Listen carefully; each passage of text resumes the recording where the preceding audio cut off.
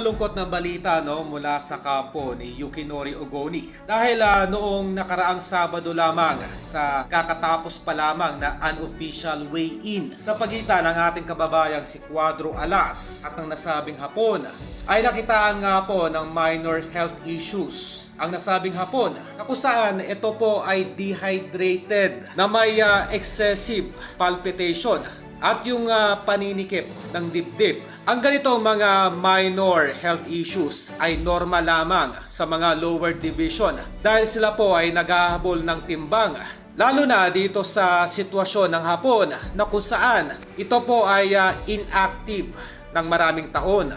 At marahil ay ito rin ang isa sa mga dahilan kung bakit noon pa man ay tutol po itong mga kababayan ni Ogoni na ibangga ito sa isang elite fighter na kagaya ni Alas.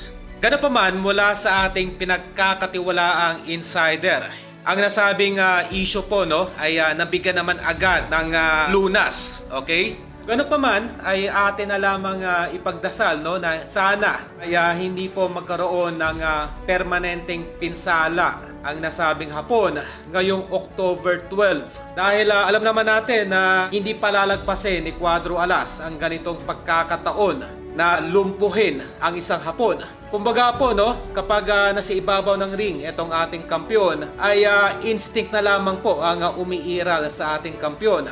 Kaya malamang sa malamang ay kung medyo mabagal po ang referee ay baka madurog po ng literal ni Alas itong nasabing Hapon na si Ogoni.